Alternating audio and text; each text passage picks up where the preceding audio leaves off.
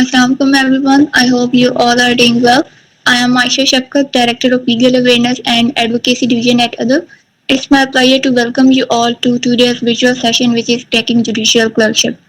Before we begin the session, there are a few instructions. You have to keep your camera off and keep your mic muted during the session. At the end of the session, we will have a Q&A segment where you can ask your questions.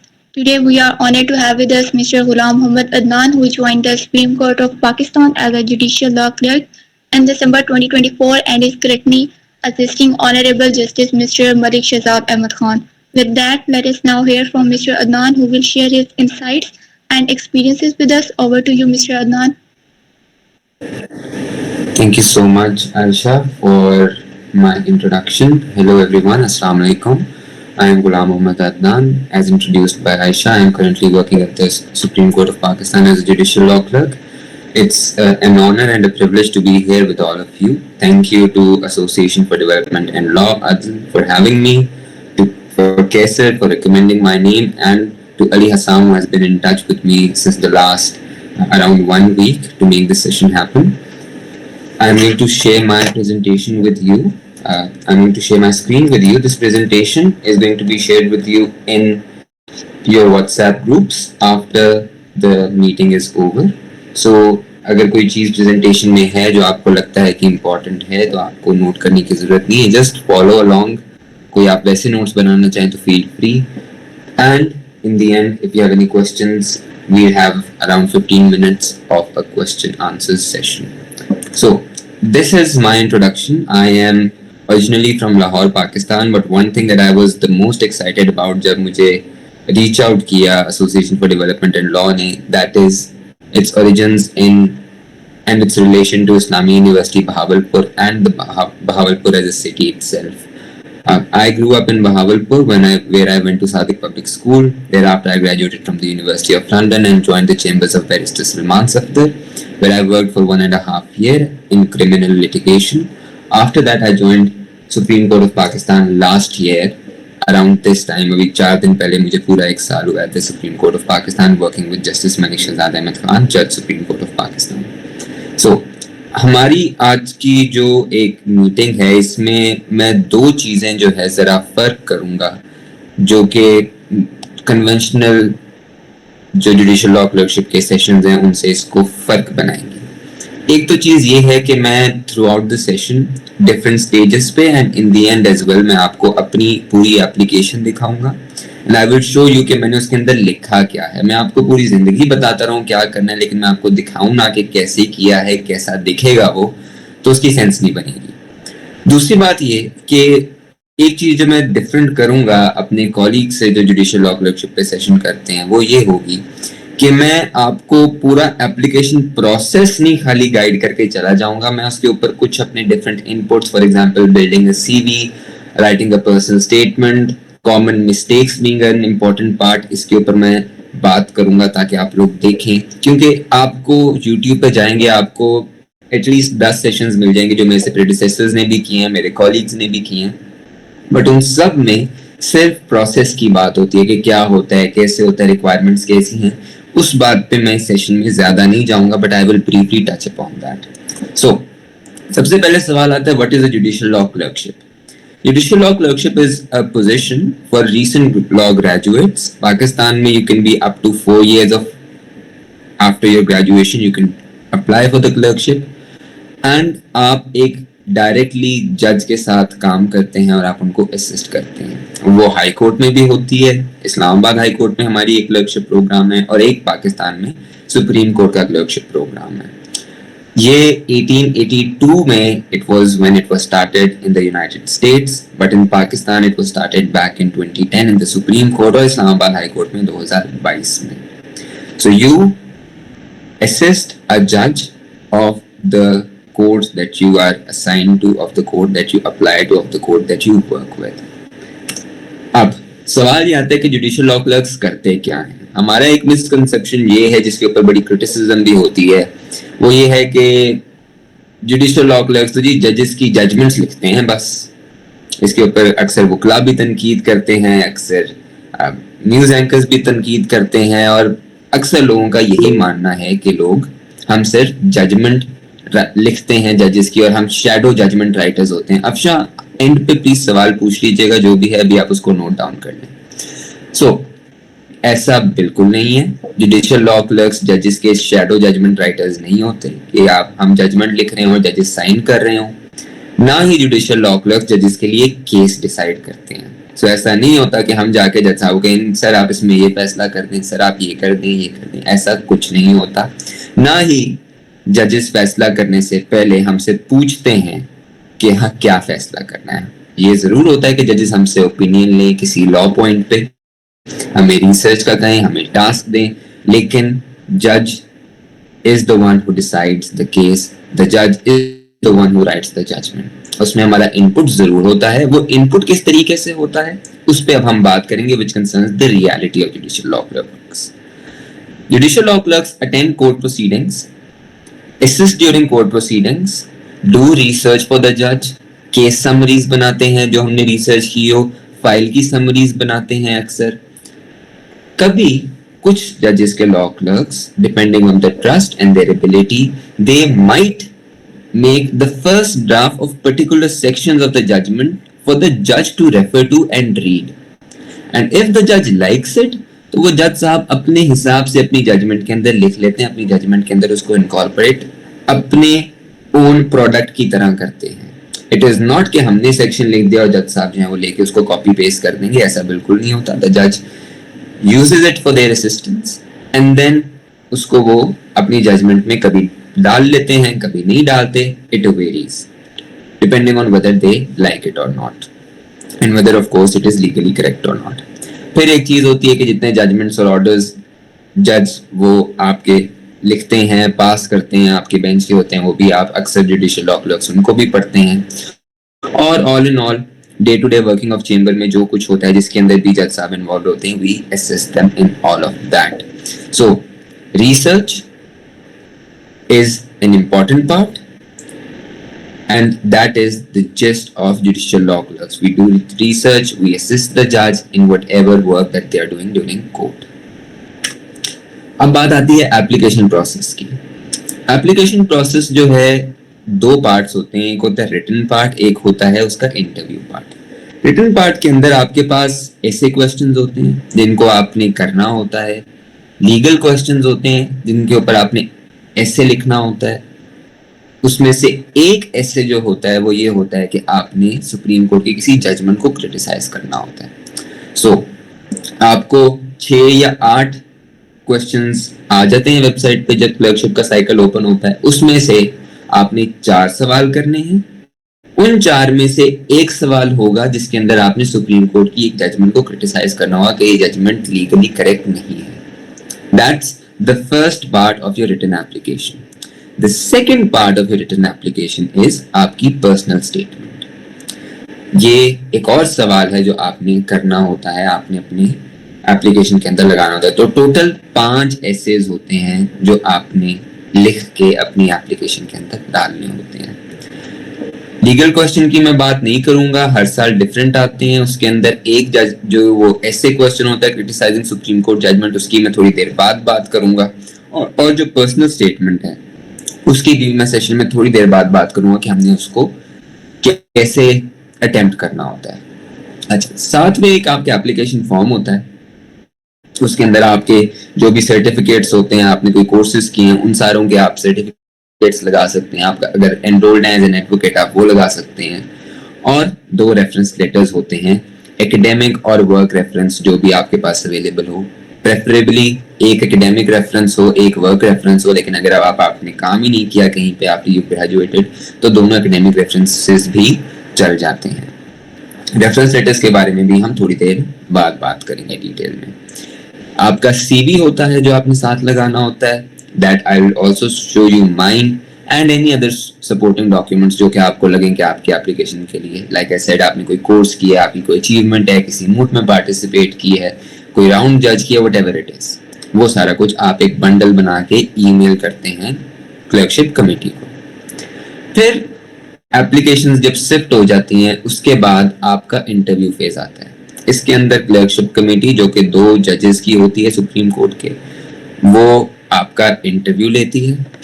Interview अक्सर in person होता है लेकिन sometimes it is also available online for people who are not in Islamabad. Interview के बाद आपकी फिर appointment हो जाती है and it is highly competitive. The year I applied there were around 350 to 400 applications and out of that only 10 people were selected, so that is around 3.5%,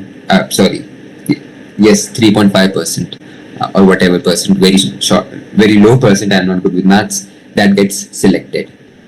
Cycles जो है clerkship के वो डिफरेंट होते हैं. अब इस साल का साइकिल जो है वो खत्म हो चुका है लेकिन अगले साल दोबारा क्लर्कशिप खुलेगी. जनरल जो साइकिल होता है वो अर्ली अगस्त में अनाउंस होती है एप्लीकेशन और फाइनल अपॉइंटमेंट आपकी मिड नवंबर में होती है and you report to the supreme Court by 1st of December. जो इस साल का साइकिल था वो 1 अप्रैल में भी हुआ था और उसकी अपॉइंटमेंट अर्ली अगस्त में हो गई थी. अब इस साल कोई और साइकिल नहीं होना लॉ क्लर्कशिप का, as far as I am aware. फिर जो एप्लीकेशन फॉर्म है वो सुप्रीम कोर्ट की वेबसाइट पे होता है. जब एप्लीकेशन खुलती हैं वो भी सुप्रीम कोर्ट की वेबसाइट पे लिखा होता है. तो ये मैंने क्लर्कशिप का आपको एप्लीकेशन फॉर्म का लिंक भी डाल दिया यहाँ पे, जो 2025 से 26 की एप्लीकेशन थी उसका. उसके अंदर आपका सारा क्राइटेरिया, कौन अप्लाई कर सकता है, नहीं कर सकता, क्या डालना है, क्या नहीं डालना, वो सारा कुछ उसके अंदर लिखा हुआ है. उसके अंदर मैं नहीं जाऊंगा, आप इस लिंक को खोल लीजिएगा after the meeting and you will be able to see कि क्या क्या होता है इस एप्लीकेशन फॉर्म में. अक्सर लोग, मेजॉरिटी लोग रीच आउट करते हैं और पूछते हैं कि क्लर्कशिप खुलेगी कब, एप्लीकेशन कब खुलेगी. अगेन मुझे नहीं पता कब खुलेगी, किसी को नहीं पता अपार्ट फ्रॉम द कमेटी के कब खुलेगी, लेकिन जब भी खुलेगी सुप्रीम कोर्ट की वेबसाइट के ऊपर आपको शो हो जाएगा. सो देयर इज, अगर आप सुप्रीम कोर्ट की वेबसाइट पर जाते हैं, दैट इज supremcourt.gov.pk, सो आप बिल्कुल एंड पे स्क्रॉल करेंगे तो लेफ्ट साइड पे बॉटम पे एक लॉ क्लर्कशिप प्रोग्राम का टैब होता है. आप उस पर क्लिक करें तो आपको ओपन हो जाएगा. जब भी वैकेंसीज खुलेंगी, एप्लीकेशन खुलेंगी, वहां पे अपडेट हो जाएगा। एप्लीकेशन के बारे में मजीद डिटेल्स, क्या रिक्वायरमेंट्स हैं, क्या नहीं रिक्वायरमेंट्स, उसके लिए मेरे कॉलीग्स ने बहुत लेक्चर्स किए हुए हैं जिनको मैं देख के मैंने अप्लाई किया था। सो उनके मैंने कुछ के लिंक डाल दिए जिनको आप रेफर कर सकते हैं, because I am not going to go in detail with that. अब बात आती है पर्सनल स्टेटमेंट की। पर्सनल स्टेटमेंट जो है that is I believe the gist of your application, उसके ऊपर आपकी पूरी एप्लीकेशन खड़ी होती है। पर्सनल स्टेटमेंट का यही सवाल होता है हर साल, और इसके अंदर सबसे इंपॉर्टेंट चीज है कि आप इस सवाल को ब्रेक डाउन करें। अगर आप इस सवाल को पढ़ें तो there are 3 different parts of this question. The first part is tell us about yourself, second part is why you are interested, and third part is describe the contributions you believe you can make to the Supreme Court. 750 words इस सवाल के होते हैं, तो बड़े short words होते हैं, आपने टू द पॉइंट लिखना होता है। सो अकल यही कहती है कि अगर एक सवाल है उसके 3 सब पार्ट्स हैं तो उनको इक्वली डिवाइड कर लो। So what I would recommend is कि आप हर पार्ट के ऊपर 200 वर्ड्स लिखें और इसी तरह से अपनी पर्सनल स्टेटमेंट को स्ट्रक्चर करें। सो फर्स्ट पार्ट आप 200 वर्ड्स में अपने बारे में लिखें, 200 वर्ड्स में आप लिखें why you are interested, and 200 words में आप लिखें कि आप क्या कॉन्ट्रीब्यूशंस आप करेंगे सुप्रीम कोर्ट को as a judicial law clerk, और बाकी 150 वर्ड्स आप कंक्लूजन, इंट्रोडक्शन या इधर उधर कहीं एडजस्ट कर सकते हैं। इट इज वेरी इंपॉर्टेंट कि आप तीनों चीजों के ऊपर इक्वली लिखें, because all 3 of them are equal parts of your personal statement, otherwise your personal statement will be incomplete. I'll now take a moment to share with you my personal statement and show you how I wrote my personal statement. If you just give me a moment to open it up.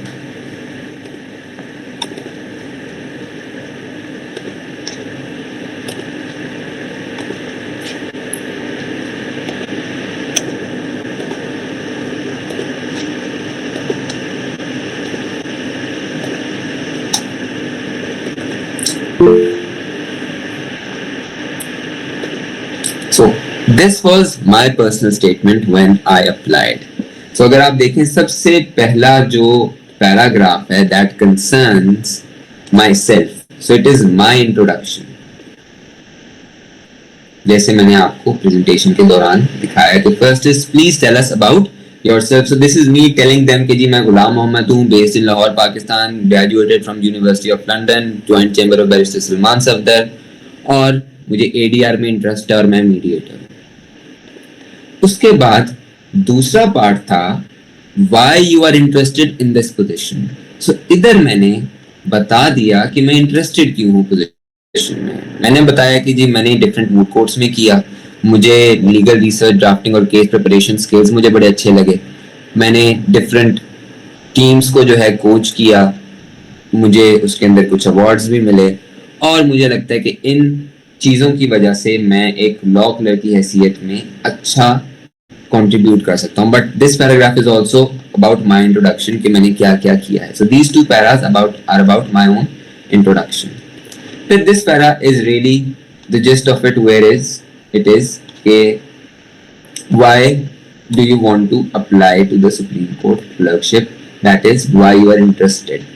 सो मैंने बताया कि जी मुझे productivity anxiety होती है, मैं बहुत लंबे घंटों में काम करता हूँ, मैं अपना बेस्ट करने की कोशिश करता हूँ, और मुझे लगता है कि इस चीज को मैं अगर सुप्रीम कोर्ट में लेके आऊँ तो I can meet the demands of the work and I can make good contributions. और साथ ही मैंने कहा कि मुझे अच्छा लगता है कि मुझे एक जज को समझने का मौका मिले कि जजेस कैसे काम करते हैं, जजेस की क्या वर्किंग्स होती हैं, लीगल इंसाइट मुझे मिले, और सारा कुछ that will prove to be beneficial in my litigation career. So these 2 parts are me telling them कि why I am interested in the supreme court clerkship. फिर मैंने यहाँ पे लिखा है एक और reason why I am interested in the clerkship. मुझे लीगल रिसर्च पसंद है, मुझे मेरा हमेशा लीगल ओपिनियन होता है हर चीज के बारे में, मुझे अपॉर्चुनिटी मिलेगी जज को असिस्ट करने की एंड व्हाट नॉट। सो ये सारा कुछ मैंने लिखा है। एंड देन यहाँ पे मैंने आगे जो है लिखा है कि why, how will I contribute to the Supreme Court clerkship. So I will be able to deliver high quality work even under pressure. I will be able to assist my judge. I will make my judge's workload easier. जिस तरीके से भी मेरे जज साहब कहेंगे, I will help him, I will assist him. And फिर आपका एक सवाल था कि describe the contributions you can make. So this is where I have described the contributions. So I will do my research, I will draft legal opinions, I will prepare case summaries, और मैं जज साहब का काम आसान करूंगा. I will proofread any documents and make sure that the judgment is legally correct. So this is my personal statement of the Supreme Court Law Clerkship. इसके अंदर मैंने to the best of my abilities I had addressed each and every question that was asked there. First, tell us about yourself. 2, tell us why you are interested. And 3, describe the contributions you believe you can make to the Supreme Court. Now, अगली चीज, like I said, I'm not going to talk about the questions, the legal questions. ऐसे question की मैं बात करूंगा, but वो मैं बाद में करूंगा. पर्सनल स्टेटमेंट की मैंने आपको दिखा दिया कि पर्सनल स्टेटमेंट कैसी होती है और कैसे आपको उसको अटेम्प्ट करना है. फिर हम बात करते हैं रेफरेंस लेटर्स की.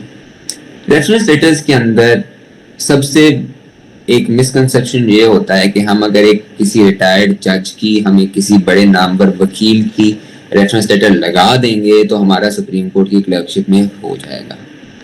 ऐसा बिल्कुल नहीं है. रेफरेंस लेटर आपने एक उस बंदे का लगाना है जिसके साथ आपने सच में काम किया हो. And it is never their name, their title that matters, it is the content that matters. और जो रेफरेंस में आपके लिखा गया, then you need to live up to it. So, अगर आपके रेफरेंस लेटर लिखा है एक क्रिमिनल लिटिगेटर ने और उन्होंने कहा है कि जी आपने बेल्स पे बहुत काम किया उनके साथ, आपने क्रिमिनल लिटिगेशन की है बहुत सारी, और पर्सनल स्टेटमेंट में आप लिखते हैं कि जी मुझे कॉन्स्टिट्यूशनल लॉ का शौक है, तो आपके रेफरेंस लेटर में और पर्सनल स्टेटमेंट में तो एकदम से कॉन्फ्लिक्ट आ गया. अगर आपको क्यों शौक कॉन्स्टिट्यूशनल लॉ का था तो फिर आप क्रिमिनल लिटिगेशन क्यों कर रहे थे? सो आपकी एप्लीकेशन एज अ होल कोई उसमें डेंट नहीं पड़ना चाहिए आपके रेफरेंस लेटर से. It should support that narrative जो आपने पर्सनल स्टेटमेंट में लिखा है. इट शुड सपोर्ट, और वो चीज आपकी एप्लीकेशन में नजर आनी चाहिए. सो अगर मेरा रेफरेंस लेटर मेरे उस्ताद साहब बैरिस्टर सलमान साहब ने लिखा है जिसके अंदर उन्होंने बताया है कि इसने मुझे क्रिमिनल अपील्स में असिस्ट किया है, इसने मुझे बेल्स में असिस्ट किया है, तो फिर मेरा वही चीज मेरे पर्सनल स्टेटमेंट में भी होनी चाहिए और वो मेरी पूरी एप्लीकेशन के अंदर नजर आनी चाहिए. And then of course the name of the person who writes the reference letter is one of the factors. Of course, अगर एक XYZ बंदे से आपने लिखवा लिया है रेफरेंस लेटर जिसको कोई नहीं जानता, तो उसका of course different weightage होगी as opposed to अगर आपने एक एक्चुअल लिटिगेटर या किसी नामवर वकील से लिखवाया जिनके साथ आपने काम किया है. लेकिन सिर्फ इस वजह से कि आपका रेफरेंस लेटर किसी रिटायर्ड जज का था या किसी बड़े वकील का था तो उससे आपको कोई फर्क नहीं पड़ेगा. So it is a factor, not the factor. फिर that reference letter should be an accurate description of your work experience and legal acumen. खाली तारीफें नहीं कर देनी और ऊपर ऊपर से तारीफें कर देनी कि ये रिसर्च बहुत अच्छी कर लेता है. तो अगर रिसर्च अच्छी कर लेता है तो फिर नेचुरली आपकी एप्लीकेशन वेल रिसर्च्ड होगी. और अगर आपकी एप्लीकेशन वेल रिसर्च नहीं है और आपके रेफरेंस लेटर में लिखा है कि जी इसने मेरा सारा साल मेरे लिए रिसर्च किया है, तो मतलब वो रेफरेंस लेटर ठीक नहीं है.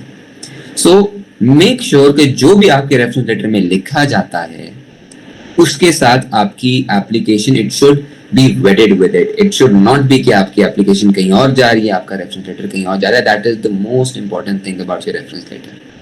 सो मेरा रेफरेंस लेटर 2 लोगों ने लिखे थे, my boss excuse me, Barrister Salman Saab, and secondly the head of my law department when I was a student, Madam Sara Tarar.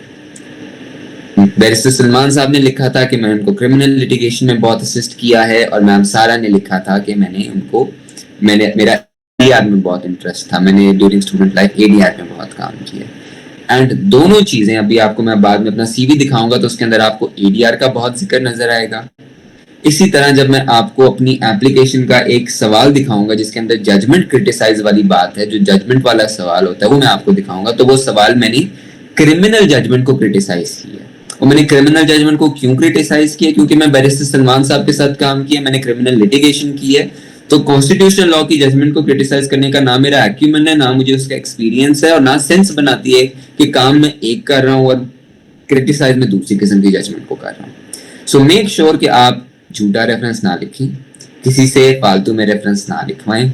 जो एक्यूरेट जिनके साथ आपने काम किया उनसे सच में जो आपने किया, अगर आपने बैठ के खाली उनकी केस फाइल्स की समरीज बनाई है तो रेफरेंस में यही लिखवाएं, झूठ ना बोलें, ताकि आप फिर उसको स्टैंड कर सकें. क्योंकि इंटरव्यू में आपके रेफरेंस लेटर सारा कुछ जजेस पढ़ के आए होते हैं and they will ask you about it, and I will tell you about how मेरी एप्लीकेशन के अंदर, मेरे इंटरव्यू प्रोसेस के अंदर क्रिमिनल से बहुत सवाल किए गए थे मेरे से.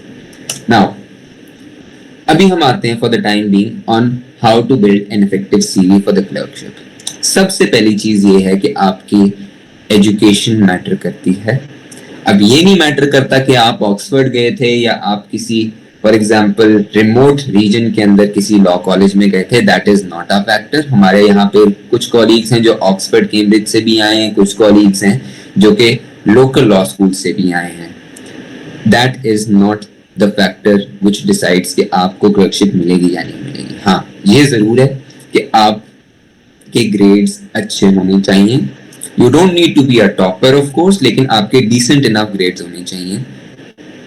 फिर आपका क्लर्कशिप में आप कोई चांस समझें कि आप अप्लाई कर सकते हैं. इस्लामाबाद हाई कोर्ट की क्लर्कशिप के अंदर उनकी रिक्वायरमेंट है कि आपकी अपर सेकंड क्लास ऑनर्स होनी चाहिए अगर आप एक्सटर्नल लॉ के स्टूडेंट हैं, और उनकी एक जीपीए रिक्वायरमेंट भी है which I have to see. But आपको मिल जाएगी उनकी वेबसाइट पे कि अगर आपका इतने से कम जीपीए तो आप इस्लामाबाद हाई कोर्ट की क्लर्कशिप के लिए नहीं अप्लाई कर सकते. So education wise supreme court में कोई रिक्वायरमेंट नहीं है फॉर्मली कि आपकी ग्रेजुएशन में आपके कितने % मार्क्स होने चाहिए, लेकिन आपका रिजल्ट डिसेंट इनफ होना चाहिए. आप ये ना समझें कि जस्ट बिकॉज आपने अगर बस बेयरली अपने सब्जेक्ट्स को पास कर लिया है तो आपको क्लर्कशिप मिल जाएगी. ऐसा नहीं है, आपके अच्छे मार्क्स, डिसेंट मार्क्स होने चाहिए. अब इसमें एक चीज आती है कि अक्सर बच्चे ये कहते हैं कि जी हमारे लॉ स्कूल में तो 60 से ऊपर मार्क्स ही नहीं देते teachers. The highest that a student can score in our class, in our semester, in the entire law school is 60 marks out of 100. तो ऐसी सिचुएशन में फिर क्या होगा? ऐसी सिचुएशन में फिर ये होता है सुप्रीम कोर्ट की हद तक कि आप ये बताते हैं कि जी मेरे मार्क्स ठीक है 60% हैं, लेकिन I am top 5% of my class, I was the topper in my class with the 60 marks. उससे आप रिलेटिव मार्किंग की तरफ, रिलेटिव जीपीए की तरफ आप अपनी एप्लीकेशन को ड्रिफ्ट करेंगे एज अपोज टू सेइंग कि जी मेरे खाली 60% मार्क्स हैं. सो वन एब्सोल्यूट मार्किंग जो आपकी परसेंटेज है वो उस तरीके से भी आप मार्क्स को देख सकते हैं फॉर पीपल जो कि नॉर्मल डिग्रीज करें जहां पे ऐसे कोई कैप नहीं है कि 60 से ऊपर मार्क्स नहीं मिलते. टू, जिनका ऐसा है कि उनके अंदर लॉ स्कूल्स के अंदर कोई कैप सेट किया होता है जिससे ऊपर बच्चों को नहीं मार्क्स दिए जाते, तो वो फिर रिलेटिव क्राइटेरिया पे जाएंगे. जी I was top 10% of my class और top 5% of my batch when I was a law student. फिर आपकी employment history during your law school. अगर आपने सुप्रीम कोर्ट में क्लर्कशिप का इरादा रखा है कि हमने ग्रेजुएट करने के बाद करनी है, तो ड्यूरिंग योर लॉ स्कूल आप लोग इंटर्नशिप्स करें, लॉ चेम्बर्स ज्वाइन करें, लॉ फर्म्स ज्वाइन करें, समर वेकेशंस में, विंटर वेकेशंस में, एजी ऑफिस है, गवर्नमेंट डिपार्टमेंट्स हैं, जुडिशियल एकेडमीज हैं, फॉस्पा है. There are many internships that you can do during your undergraduate studies. अब जो भी इंटर्नशिप करेंगे ना, आप प्लीज मेक श्योर कि you do it at a reputable firm जिनकी एक चीज है कि वो बच्चों को एक तो सिखाते हैं और काम देते हैं. There are many law firms जो कि जिनके इंटर्न्स को मुझे पता है कि वो कुछ भी नहीं करवाते, वो बस बैठा देते हैं और आप एक कमरे में बैठे रहते हैं, वो आपको 2 हफ्ते बाद सर्टिफिकेट दे देते हैं. प्लीज ऐसा काम ना कीजिएगा. एक प्रॉपर अच्छी मेहनत वाली जगह पे अपनी इंटर्नशिप कीजिएगा. सेकेंड, आपका वर्क एक्सपीरियंस. तो आप ग्रेजुएट करने के बाद चेम्बर ज्वाइन करें, काम करें, एंड उसके बाद आप उस वर्क एक्सपीरियंस को अपने सीवी के अंदर लिखें. That will prove to be important and a positive addition to your CV for your clerkship. फिर आपने कोई ट्रेनिंग्स की हैं, कोई प्रोफेशनल क्वालिफिकेशंस की हैं, कोई इंटरनेशनल लॉ का कोर्स किया है, कोई आपने मीडिएटर एरिया की ट्रेनिंग की है, या आपने किसी अच्छी ऑर्गेनाइजेशन से कोई कोर्स किया है, तो वो आप अपने सीवी में डालेंगे. मैं आपको अपना सीवी शॉर्टली दिखा भी देता हूँ कि मेरा सीवी कैसा था. बट प्लीज मेक श्योर कि आप अच्छे कोर्सेज करें. There are a lot of student bodies, organisations जो कि आजकल कोर्सेज करवा रही हैं. अब द प्रॉब्लम इज नॉट वो स्टूडेंट बॉडी करवा रही है. द प्रॉब्लम अराइजेस जब वो कोर्स एक ऐसे बंदे से करवाया जाता है जिसका उस चीज में एक्सपीरियंस नहीं है. फॉर एग्जाम्पल, आप लिखते हैं कि जी मैंने फलाना कोर्स किया है ऑन लीगल ड्राफ्टिंग. अब जब आपका सर्टिफिकेट आता है, उस सर्टिफिकेट के ऊपर उस कोर्स का जो नाम लिखा हुआ है वो ये लिखा हुआ है. Alisha, can you please mute yourself?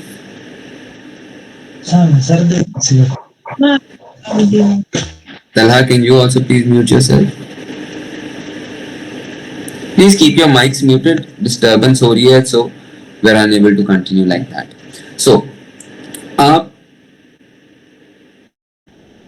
अच्छे कोर्सेज करें. अब एक कोर्स ऐसा है जो कि लीगल ड्राफ्टिंग के ऊपर है, लेकिन वो कोर्स सिखाया एक सेकेंड ईयर लॉ स्टूडेंट ने. उस कोर्स में ट्रेनर वो एक सेकेंड ईयर लॉ स्टूडेंट था, तो उस कोर्स की कोई वैल्यू नहीं है. सो प्लीज अच्छे कोर्सेज जैसे association for development and law ने एक रिसेंटली कोर्स किया, एक रिसेंटली उन्होंने वर्कशॉप की. मियां अली हैदर साहब आए, उसके अंदर उन्होंने बताया कि जी FIR कैसे ड्राफ्ट करते हैं.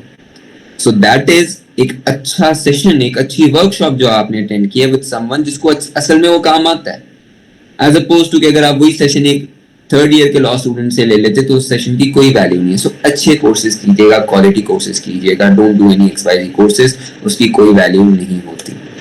फिर during law school moot court का आपका एक्सपीरियंस, डिबेटिंग एक्सपीरियंस, कोई एक्स्ट्रा करिकुलर स्पोर्ट्स की हैं, ड्रामेटिक्स की हैं, फोटोग्राफी, आपके अगर कोई पब्लिकेशंस हैं, किसी वॉलंटियर ऑर्गेनाइजेशन के साथ आपने काम किया है, आपने किसी कोई प्रोफेशनल मेंबरशिप साया आपकी है, कुछ डिफरेंट एरिया इंस्टीट्यूशंस हैं, कोई वो आपने ज्वाइन किया, तो उस सबको भी डालें.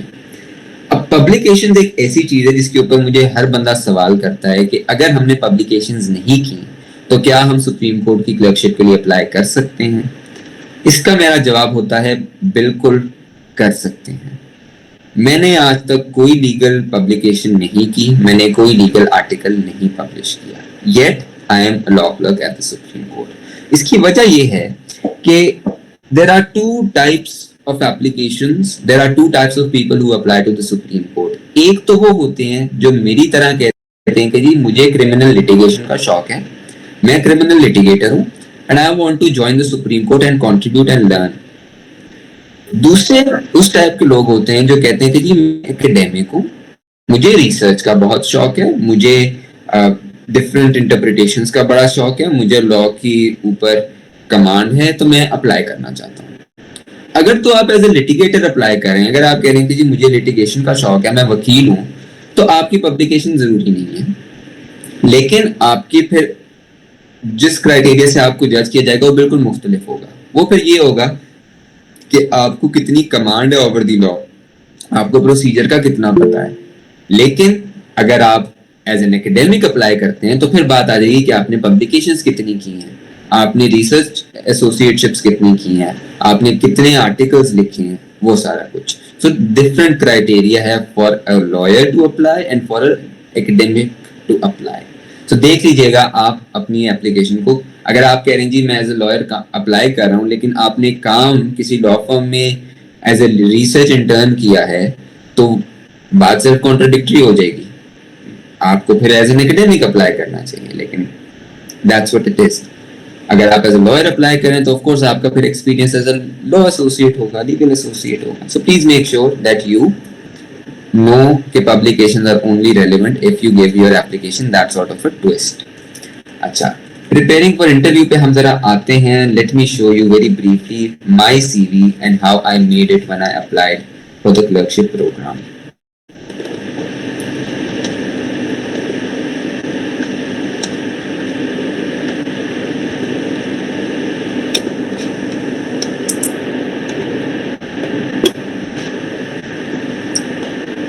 So, ये ऊपर सारा कुछ मैंने अपनी पर्सनल डिटेल्स डाल दी, उसको हम जल्दी से नीचे कर देते हैं. Please don't take screenshots of that.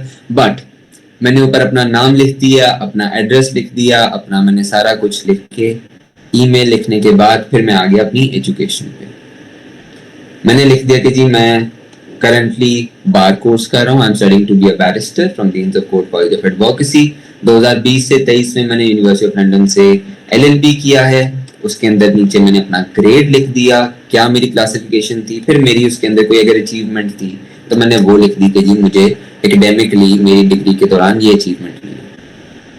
फिर मैंने अपने स्कूल का लिख दिया, सादिक पब्लिक स्कूल बहावलपुर। फिर मैंने अपनी employment history the, chamber of barrister Salman Safdar associate. कब से कब तक, जुलाई 2023 से काम करना शुरू किया और अब तक कर रहा हूँ। उससे पहले मैंने इंटर्नशिप की थी एक्सेस लॉ चैम्बर्स में, जहाँ पे मैं लीगल इंटर्न था। अब आप देखेंगे मेरे खाली 2 वर्क एक्सपीरियंसेस हैं।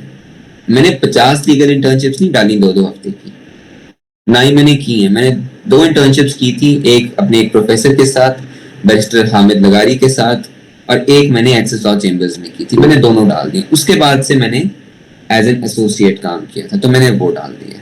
सो कोई जरूरत नहीं है 50 इंटर्नशिप्स करने की। अच्छी जगह पे कम इंटर्नशिप कर लें, अच्छी जगह पे करें, किसी अच्छे चेंबर में करें। फिर मैंने अपनी जी प्रोफेशनल क्वालिफिकेशंस डाल दी कि मैंने मीडिएशन का कोर्स किए हुए हैं 2, मैंने हेग एकेडमी से कोर्स किया हुआ है, ये किया हुआ है, जो मैंने कोर्सेज किए हुए हैं। फिर मैंने यहाँ पे अपना सारा ADR का कोचिंग एक्सपीरियंस डाल दिया। अगले पेज पे आई शो यू। ये वो एक्सपीरियंस है जिसके अंदर मैंने डिफरेंट टीम्स को वर्ल्ड वाइड कोच किया है for arbitration, mediation and negotiation competitions. तो मैंने सारा कुछ किस यूनिवर्सिटी को किया है, कौन से मूट में किया है और उसके अंदर क्या अचीवमेंट थी, वो सारा कुछ मैंने एज ऑफ देन डाल दिया कि मुझे क्या क्या एज अ कोच मेरी अचीवमेंट्स हैं। सो याद करें, मैंने आपको बताया था कि 2 लोगों ने मेरे रेफरेंस लिखे थे, एक बैरिस्टर सलमान साहब ने, एक मैडम सारा तारड़ ने। सलमान साहब ने क्रिमिनल का लिखा, मैडम सारा ने ADR का लिखा। जो मैडम सारा का रेफरेंस था वो इस पेज से सच साबित हो रहा है, जिसके ऊपर जितने आप मूड्स देखेंगे सारे मीडिएशन ADR के मूड्स हैं, आर्बिट्रेशन के मूड्स हैं। सो मैंने मैम सारा का जो रेफरेंस था उसको करॉबोरेशन दे दी। मैंने बता दिया कि वो झूठा रेफरेंस नहीं था, उसके अंदर जो उन्होंने मेरा काम का लिखा है कि मैं क्या करता था वो बिल्कुल सही लिखा है। लिहाजा जो तारीफें मेरी मैडम सारा ने की होंगी उस रेफरेंस में, या जो मेरी बुराइयां की होंगी, वो सारी उन्होंने सच बोली हैं। So now the judges will rely on that reference and say कि ये अच्छा रेफरेंस, ये सही रेफरेंस, ये सच्चा रेफरेंस है। And then okay, मैंने एम ही जाके उनसे नहीं रेफरेंस ले लिया। फिर मैंने आपको बताया कि एक्स्ट्रा करिकुलर एक्सपीरियंसेस, तो यहाँ पे मैंने मूड्स का डाल दिया कि जी मैंने कौन से मूड्स किए हैं। कोई और आपने किसी ऑर्गेनाइजेशन में अगर काम किया है, कोई वॉलंटियर वर्क किया, तो ये मैंने डाल दिया कि जी मैं इन ऑर्गेनाइजेशन में ये काम किया है। फिर जो मेरी मेंबरशिप्स थी, because I was enrolled as an advocate with the Punjab bar council and life member of Lahore bar association, so वो डाला है। लिंक्डइन के अंदर I am a student member because I am doing my bar course, तो मैंने वो डाला है। और आगे जितने भी मेरी मेंबरशिप्स थी वो मैंने डाल दी। So this is how your CV will look like. आप देखेंगे 3 पेजेस का CV है। आई थिंक 3 पेजेस भी बहुत लंबे हैं, CV आपके 2 पेजेस से ऊपर नहीं होना चाहिए। लेकिन आप देखेंगे कि मेरा CV बड़ा कंसाइज है। अक्सर लोगों के आप CV खोलते हैं, 2-2 हजार वर्ड के CV होते हैं और एक पेज के ऊपर 2000 वर्ड ठोके होते हैं। Don't do that. Your CV should be easy to follow, it should be easy to read. जजेस के पास इतना टाइम नहीं है कि वो पूरे पैराग्राफ्स पढ़ें कि आपने कौन सी इंटर्नशिप पे क्या काम किया, कौन सी एसोसिएटशिप पे क्या काम किया। So make your CV short, crisp, to the point and easy to read and refer for the judge who is going to review your application. So having shown you my CV, I am now again going to share my screen, the presentation, and we'll move on to our next topic. Interview पे हम जरा बाद में आते हैं। सबसे पहले हम कॉमन मिस्टेक्स की बात कर लेते हैं, और इसके बाद मैं आपको कॉमन मिस्टेक्स बताने के बाद अपनी एप्लीकेशन दोबारा दिखाऊंगा कि मैंने किस तरीके से सवाल अटेम्प्ट किए थे। तो सबसे पहली जो मिस्टेक है वो ये है कि अटेंशन टू डिटेल नहीं देते बच्चे। सो मैंने जब अपनी क्लर्कशिप की एप्लीकेशन स्टार्ट की थी, मुझे एक बात याद थी मेरे उस्ताद साहब की, बैरिस्टर सलमान साहब की। वो ये थी, मैं जब ज्वाइन किया चेंबर, सलमान साहब ने कहा कि बेटा लैपटॉप खोलो, मैं आपको एक चीज डिक्टेट कराता हूँ, उसको लिखना शुरू करो। मैंने कहा जी सर। मैंने लैपटॉप खोला और उसके अंदर मैंने सर से सबसे पहला सवाल ये किया, मैंने कहा sir paper size, page size क्या रखना है। सलमान साहब ने मुझे ये कहा कि बेटा इस चेंबर में सिवाय लीगल पेपर के और कोई पेपर का साइज नहीं आता। So that day I knew कि एक प्रॉपर लिटिगेशन चेंबर में लीगल पेपर यूज होता है।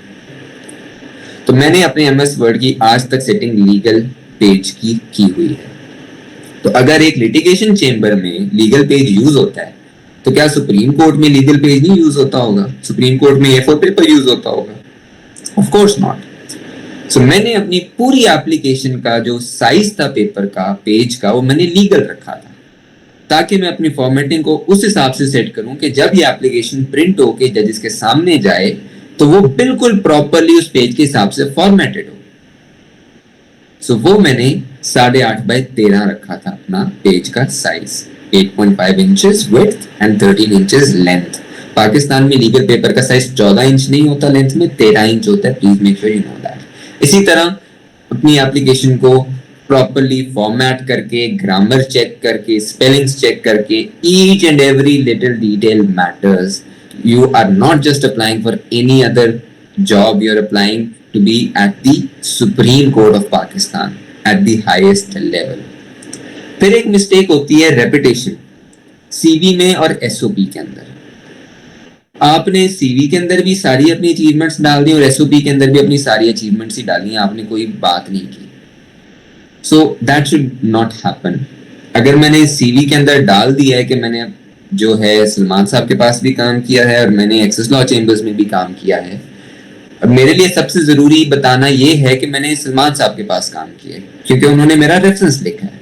तो मुझे अपनी एसओपी के अंदर अल्फाज जाया करने की जरूरत नहीं है कि मैं बताऊं मैंने सलमान साहब के साथ काम किया, उससे पहले मैंने एक्सेस में किया, उससे पहले मैंने कहाँ किया। सो सीवी के अंदर से जो इंपॉर्टेंट चीज है वो आपने लिखनी है, टेल अस अबाउट योरसेल्फ में, तभी 200 वर्ड्स में लिख सकेंगे, वरना नहीं लिख सकेंगे। So don't repeat everything that is in your CV in your SOP statement. आप उसको gel in करें। Your application as a whole should not be repetition, it should be going hand in hand with each other. फिर एक सबसे बड़ी mistake ये होती है जो लोग करते हैं एप्लीकेशन के अंदर, सुप्रीम कोर्ट की के अंदर, वो ये होता है कि वो हाई कोर्ट के केसेस, हाई कोर्ट की जजमेंट्स डाल देते हैं। सुप्रीम कोर्ट की लॉ क्लर्कशिप एप्लीकेशन के अंदर सवाल स्पेसिफिकली आपसे हमेशा कहता है कि discuss in reference to judgments of supreme court. So अगर उस सवाल ही आपको कह रहा है कि आपने सुप्रीम कोर्ट की जजमेंट बतानी है, सुप्रीम कोर्ट के जूरिस्प्रूडेंस के बारे में बात करनी है, तो आपने फिर हाई कोर्ट की जजमेंट्स नहीं डालनी। चौथी जो सबसे इंपॉर्टेंट और बड़ी मिस्टेक करते हैं वो ये करते हैं कि जो एक सवाल मैंने आपको बताया होता है कि जी आपने क्रिटिसाइज करना है एक सुप्रीम कोर्ट की जजमेंट को, उसके अंदर बच्चे कोई एक बहुत पुरानी, एक बहुत बड़ी कॉन्स्टिट्यूशनल जजमेंट उठा लेते हैं और फिर उसको क्रिटिसाइज कर देते हैं। अब मौलाना तमीजुद्दीन खान के भी मैं जजमेंट वो देख रहा था, वो 100 पेजेस से ऊपर की है और अक्सर बच्चे उसी जजमेंट को क्रिटिसाइज करते हैं। अब वो जजमेंट ही इतनी लंबी है कि it is impossible for you to be able to criticize that judgment in just 750 words, क्योंकि 750 words ही लिखने होते हैं आपने आंसर में, ये मत भूलिएगा। So that is a very wrong approach। आपको एक छोटी जजमेंट जिसके साथ आप डिसएग्री करते हैं on the basis of law, on the basis of principle, उस जजमेंट को क्रिटिसाइज करें। फालतू में कोई बड़ी जजमेंट उठा के don't bite more than you can chew. So मैंने जो जजमेंट क्रिटिसाइज की थी वो मैं आपको दिखाऊंगा अपनी एप्लीकेशन के आंसर जब दिखाता हूं। वो 3 पेजेस की जजमेंट थी और वो जजमेंट इस बात पे थी, क्रिमिनल लॉ का कॉन्सेप्ट था, बेल की जजमेंट थी और उस जजमेंट के अंदर मूट पॉइंट ये था कि क्या एक बंदे को in his absence ad interim pre arrest bail दी जा सकती है या नहीं दी जा सकती। अब आपको इस जजमेंट को उठाने की मेरी 2 वजूहात थी। एक तो ये जजमेंट छोटी थी, बहुत ज्यादा लंबी जजमेंट नहीं थी कि मुझे 700 वर्ड्स यही समझाने में लग जाएंगे इस जजमेंट में हुआ क्या था। तो मैंने वेरी ब्रीफली बता दिया कि जजमेंट में क्या हुआ था, वो भी मैं आपको दिखा देता हूं। फिर दूसरा, याद करें मैडम सारा के रेफरेंस को मैंने कोरॉबोरेशन दे दी अपने सीवी के अंदर अपने एक्सपीरियंस से, एडीआर वाले। सलमान साहब के रेफरेंस को मैंने कोरॉबोरेशन और सपोर्ट दी अपनी इस चॉइस ऑफ जजमेंट से। क्यों?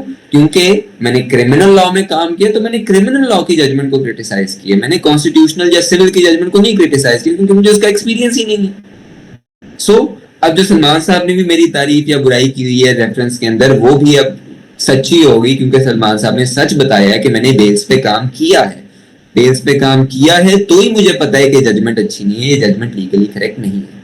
और हुआ भी ऐसे ही था। उन दिनों में हम काफी केसेस पे काम कर रहे थे और उसके अंदर हमारे क्लाइंट की बेल जो है उसके ऊपर एक मूट पॉइंट ये आ रहा था कि क्या एब्सेंस में प्री अरेस्ट बेल दी जा सकती है या नहीं दी जा सकती। तो उससे मुझे पता था कि ये कॉन्सेप्ट एग्जिस्ट करता है और उसी के दौरान मुझे ये जजमेंट मिली थी। फिर devil is in the details, perfection. आप 350 बंदे से 400 बंदे से compete करें जो कि ना सिर्फ लोकल लॉ ग्रेजुएट है बट मेरे कुछ कॉलीग्स बैरिस्टर्स हैं, लॉ क्लर्क्स, मेरे कुछ law clerk colleagues recent graduate students हैं, वो बहरिया यूनिवर्सिटी से लेकर पंजाब यूनिवर्सिटी से लेकर वो ऑक्सफोर्ड तक के भी ग्रेजुएट्स हैं। सो मैं उन सब से कॉम्पीट करना है। सो मेरी एप्लीकेशन कहीं से भी लूज नहीं होनी चाहिए। It needs to be perfect, it needs to be spot on. इसी तरह एक सबसे इंपॉर्टेंट चीज कि बच्चे सवाल को अंडरस्टैंड नहीं करते, उसको प्रॉपर्ली डाइसेक्ट नहीं करते और उसको प्रॉपर्ली आंसर नहीं करते। अभी जब मैंने आपको एसओपी वाली स्लाइड दिखाई है उसके अंदर मैंने आपके सवाल को 3 हिस्सों में डिवाइड किया है। About yourself, why interested, describe contributions. So आपका जो भी सवाल होगा आपने उसको डाइसेक्ट करना है सबसे पहले कि पूछ क्या रहा है, कितने सवाल के पार्ट्स हैं और फिर हर सवाल के पार्ट को एड्रेस करना है।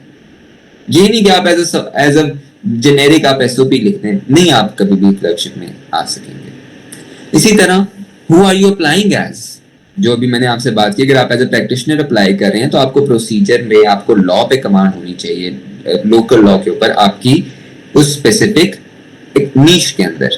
अगर आप एज एन एकेडमिक कर रहे हैं तो आपकी रिसर्च बहुत अच्छी होनी चाहिए, आपके रिसर्च पेपर्स होने चाहिए।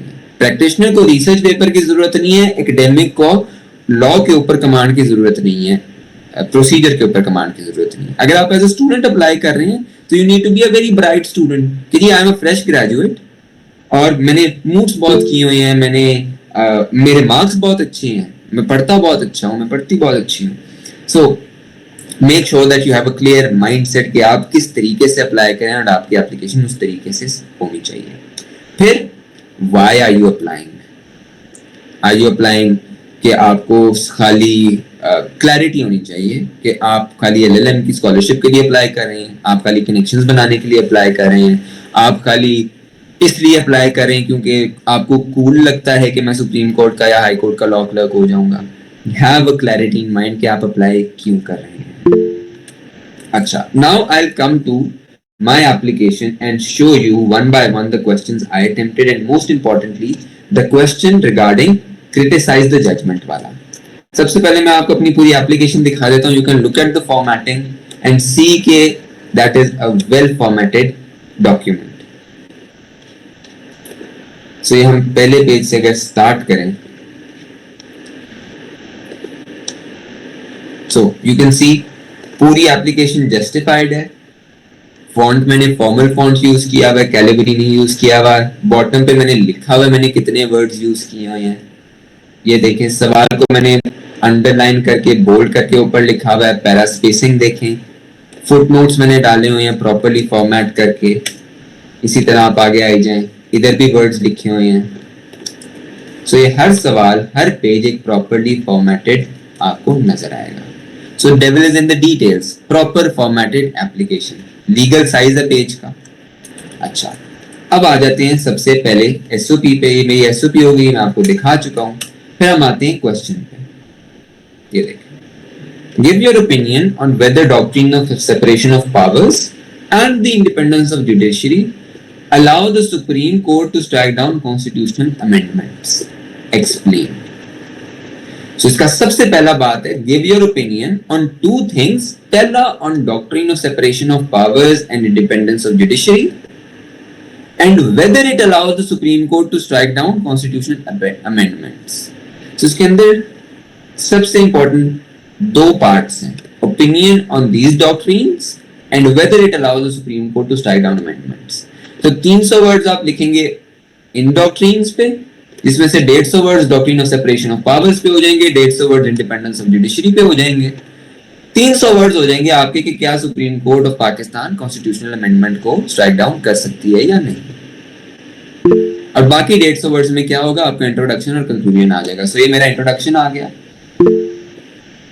ये मेरा सेपरेशन ऑफ पावर्स का एक पैराग्राफ आ गया, ये मेरा इंडिपेंडेंस ऑफ जुडिशरी का पैराग्राफ आ गया, और फिर आगे मैंने उसके अंदर अपना 300 वर्ड्स के अंदर मैंने लिख दिया कि whether it allows the supreme court to do it और नॉट, और फिर मैंने 150 से 200 वर्ड्स का जो मैंने आपको बताया कंक्लूजन इंट्रोडक्शन के साथ मिला के वो लिख दिया।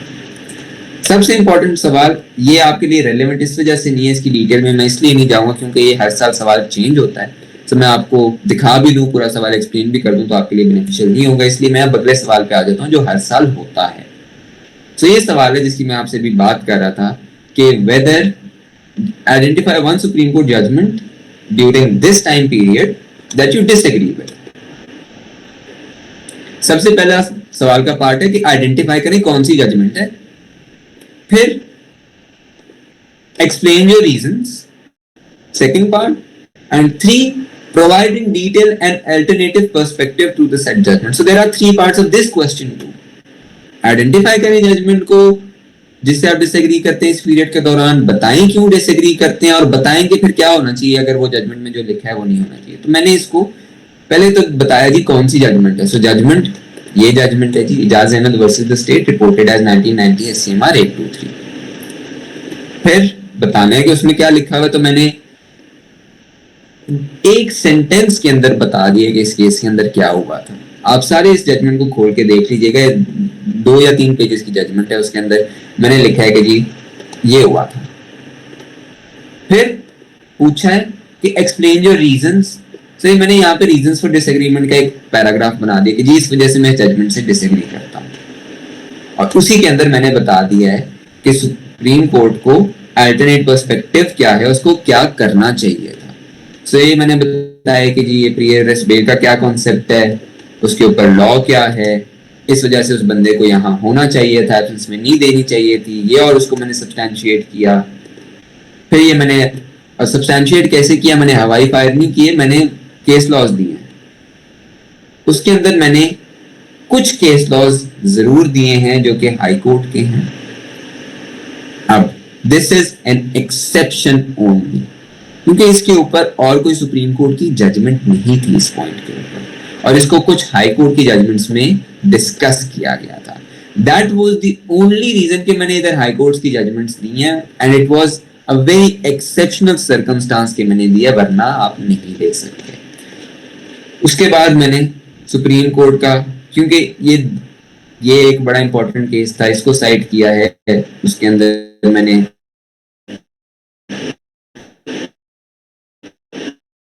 पीसी जो है आपका, उसकी बेसिस के ऊपर मैंने इस जजमेंट को बताया was incorrect legal.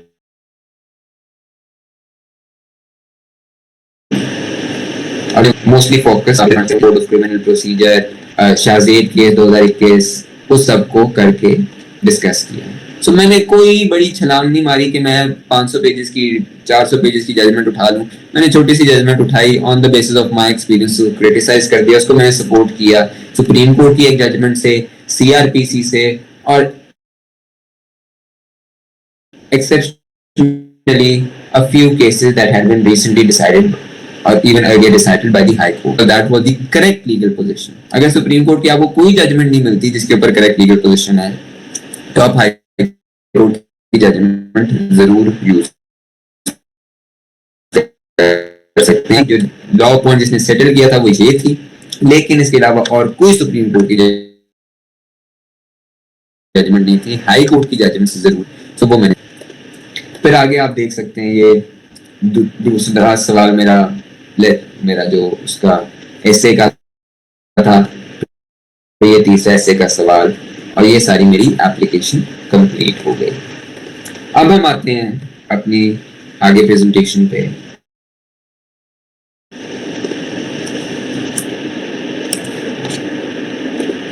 And that is, तो हमने कॉमन मिस्टेक्स देख ली है। इज इट फॉर यू पे पहले हम आएंगे, फिर why do it, best time to apply, और फिर मैं आपको कुछ टिप्स दे दूंगा अपने इंटरव्यूज के लिए। इंटरव्यू स्टेज बहुत बाद में आती है, पहले तो आप रिटन क्लियर करते हैं फिर इंटरव्यू होता है, बट मैं आपको बताऊंगा एंड में right before question very briefly कि इंटरव्यू में क्या करना होता है। So is the supreme court clerkship for you और नॉट, कि क्या मुझे अप्लाई करना चाहिए या नहीं करना चाहिए। 90% ऑफ द टाइम जब भी मेरे से कोई बात करता है, कुछ सवाल पूछता है क्लर्कशिप के बारे में, मेरा सबसे पहला सवाल ये होता है कि why do you want to apply to the supreme court. और मोस्ट ऑफ द टाइम बच्चों के पास जवाब नहीं होता इसका, और अगर होता है तो ये होता है कि जी स्कॉलरशिप मिल जाएगी या बस वैसे ही अच्छा लगता है। These are the answers I get. मैंने इसलिए नहीं अप्लाई किया था क्योंकि it is a cool thing to do, मैंने इसलिए नहीं अप्लाई किया था कि मुझे स्कॉलरशिप मिलेगी, मैंने इसलिए अप्लाई किया था जो मैंने अपनी एप्लीकेशन में लिखा कि मुझे एक एक्सपीरियंस चाहिए था कि जज को असिस्ट करेगा कि जजेस कैसे सोचते हैं, जजेस कैसे काम करते हैं, वो इनसाइट चाहिए थी। सो it all depends on what do you want to do in the future, which will decide and dictate कि आपको सुप्रीम कोर्ट की क्लर्कशिप के लिए अप्लाई करना चाहिए या नहीं करना चाहिए। तो अगर आपने फ्यूचर में लिटिगेशन करनी है, एज अ वकील काम करना है, तो आपको शायद अप्लाई कर लेना चाहिए। क्यों? इसके अंदर दो पर्सपेक्टिव हैं। एक पर्सपेक्टिव है कर लेना चाहिए क्योंकि आपको पता लगता है, आप जजेस को असिस्ट करते हैं तो आपको पता लगता है जजेस कैसे सोचते हैं, आपको लॉ का पता लगता है, आप वकीलों से इंटरेक्ट करते हैं, नेटवर्क करते हैं। एक तो ये पर्सपेक्टिव है, तो आपको करना चाहिए। एक पर्सपेक्टिव ये है, कुछ लोग ये कहते हैं कि सुप्रीम कोर्ट के लॉ क्लर्क्स ओवर कॉन्फिडेंट हो जाते हैं, उसके बाद फिर वकालत नहीं कर सकते। एक ये पर्सपेक्टिव भी है क्योंकि उन्होंने एक जज को असिस्ट कर लिया होता है सुप्रीम कोर्ट के, तो वो जो डिस्ट्रिक्ट जुडिशरी है उसके सामने जो है ओवर कॉन्फिडेंट हो जाते हैं। एक ये पर्सपेक्टिव भी है। माय पर्सपेक्टिव इज कि there are many supreme court law clerks जो कि अब लिटिगेशन कर रहे हैं। Umar Gilani is one of them. Khair Khan Haider, Justice Aisha Stocklock is one of them. So I believe कि अगर आपने लिटिगेशन करनी है तो you can and should apply for the Supreme Court clerkship. अगर आपने काम ही इन हाउस करना है, कॉर्पोरेट काम करना है, तो भी it is a maybe, it depends. उसमें भी दो किस्म के व्यू पॉइंट्स हैं। एक तो ये है कि यार जिसने करना ही इन हाउस काम है उसको क्या जरूरत है लिटिगेशन का एक्सपीरियंस लेने की सुप्रीम कोर्ट में जाके। एक व्यू ये है कि आपका वर्क और आपका लीगल एक्यूमेंट बहुत रिफाइन हो जाता है if you work at the supreme court, तो आपको करना चाहिए एज अ लॉ क्लर्क काम। That's the two perspectives there. So that's a maybe, it depends on your view on what do you think you can gain from the supreme court clerkship, कि आप उसको किस तरीके से transferable skill learn करेंगे और उसको उस काम में यूज कर सकेंगे। तीसरा, जिसके लिए बहुत बच्चे एस्पायर करते हैं कि यार अगर हम अप्लाई कर लेंगे ना तो हमें स्कॉलरशिप मिल जाएगी बाहर जाने के लिए। आई थिंक अगर आपका ये गोल है तो आपको अप्लाई कर लेना चाहिए, बट अगर आपने खाली स्कॉलरशिप लेनी है और बाहर जाना है और बाहर ही सेटल होना है तो please leave this opportunity for others. Don't be so greedy कि आप आए, आप सुप्रीम कोर्ट के अंदर काम करें, आप किसी और का हक अपॉर्चुनिटी जो उसको मिल सकती थी, जो कल को पाकिस्तान को कंट्रीब्यूट करता, आप वो लेके बाहर कंट्रीब्यूट करना चाहते हैं तो please have a heart, don't do it. हाँ, अगर आप ये चाहते हैं कि मैं यहाँ से एक्सपीरियंस लूँ, मैं अप्लाई करूँ, मैं स्कॉलरशिप लूँ कल को बाहर से और वापस आके पाकिस्तान में कंट्रीब्यूट करूँ, तो I would highly recommend, this country needs us, so let's all contribute to this country as much as we can and don't just take from it and run away and give this country a brain drain. फिर कुछ लोग इसलिए करते हैं कि उनको senior judiciary, government officials, prosecutors के साथ नेटवर्किंग करना चाहते हैं, कनेक्शंस बनाना चाहते हैं, तो भी आपको करना चाहिए। कुछ लोग इसलिए करते हैं कि हम सुप्रीम कोर्ट में काम कर लेंगे तो कल हम कोई और गवर्नमेंट जॉब के लिए अप्लाई कर सकेंगे, प्रोसिक्यूशन डिपार्टमेंट में फॉर एग्जांपल, तो आपको करना चाहिए। मैंने एक कॉलीग अपनी आज तक देखी है, there is one person who I know जिन्होंने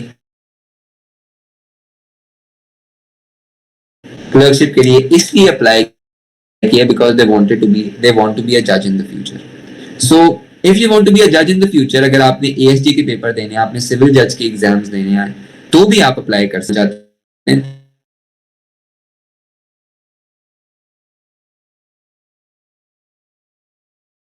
तो एक जज कैसे कमेंट्स कैसे लिखते हैं उनको, जो कि कल को आप उस करियर में एज अ जज खुद यूटिलाइज कर सकते हैं। आपकी स्ट्रॉन्ग कमांड हो जाएगी ऑन हाउ अ जज should function and how a जज वर्क्स, तो तब भी आपको अप्लाई करना चाहिए सुप्रीम। इसके ऊपर there are multiple reasons on why you should apply. एक तो रीजन है कि is it the right thing for you to do, वो मैंने आपको बता दिया, and then अब बात आएगी कि why should you apply to it. So सबसे इंपॉर्टेंट चीज है कि आपको one on one shadowing opportunity मिलती है to directly work and supreme court जज, जो कि हाईएस्ट लेवल पे सुप्रीम कोर्ट में काम करें लीगल एक्यूमेन. सुप्रीम कोर्ट से आगे तो कोई नहीं है ना कोर्ट. सो आप एक पर्सन के साथ ऑफ दैट हाई कैलिबर काम कर रहे हैं, उसके अंदर आप बहुत चीजें सीखते हैं ड्यूरिंग द क्लर्कशिप. एक बहुत इंपॉर्टेंट और अंडर मेंशन फैक्ट ये है कि आपके जो कॉलीग्स हैं जिनके साथ काम कर रहे हैं वो भी बहुत मैटर करते हैं. सो अगेन मेरे कुछ कॉलीग फॉरेन ग्रेजुएट्स हैं, कुछ बैरिस्टर्स हैं, कुछ लोकल लॉ स्कूल से जो हैं कैम्ब्रिज, ऑक्सफोर्ड, हार्वर्ड, वहां से पढ़ के आए हैं. सो उनके साथ काम करके भी आपकी जो डिस्कशंस होती हैं उससे भी आपको बहुत कुछ सीखने का मिलता है. So you get a chance to work with the brightest young legal minds that are your colleagues at the supreme court of Pakistan, the judicial law clerks. फिर while working with the judge you get to learn कि उनकी journey क्या होती है, how do they become judge of the supreme court. आपका एक connection बन जाता है उनके साथ. they tell you कि मैंने ऐसे वकालत की, मैं ऐसे एलिवेट हुआ. so you get to hear their side, their perspective and see their journeys on how they became a supreme court and a high court judge from a lawyer. फिर आप देखते हैं इसको कैसे सुनते हैं, जज का क्या ओपिनियन होता है, how do judges look at the case. वो कहते हैं ना, good lawyer knows the case, the better lawyer knows the जज. कि उस जज को क्या चीज अट्रैक्ट करती है, उनको क्या चीज नहीं अच्छी लगती. So you get to C